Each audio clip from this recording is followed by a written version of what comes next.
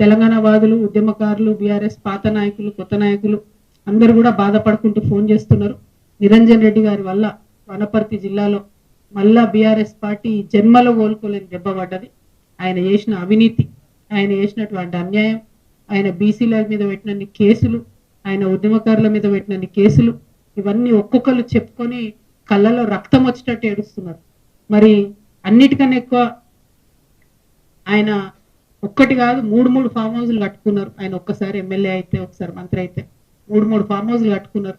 కట్టుకుంటే సరే కష్టార్జితం మీద కట్టుకున్నాడో, తన పిల్లలు పంపిస్తే కట్టుకున్నా అని ఆయన చెప్తున్నాడు. ఇబ్బంది లేదు, కానీ అందులో అసైన్ భూములు ఉన్నాయని చెప్తున్నారు. అందులో ఆర్డీఎస్ కోసం సేకరించినటువంటి భూములు ఉన్నాయని చెప్తున్నారు. మొత్తానికి మొత్తం కృష్ణా నది కంప్లీట్ గా ఒక కాలువ అంతా మీ ఫామ్ హౌస్లకు వెళ్ళిపోతుందని చెప్తున్నారు. దాని మీద మరి ఎందుకు ఇప్పుడు కాంగ్రెస్ గవర్నమెంట్ ఎంక్వైరీ చేస్తలేదు? ఏం అండర్స్టాండింగ్ ఉన్నది? 101%. మరి నిరంజన్ రెడ్డి గారు చేసినటువంటి అవినీతి కేసీఆర్ గారికి తెలియదా? లేకపోతే ఈ అవినీతి పైదాకా పోకుండా హరీష్ రావు గారు కాపాడినరా?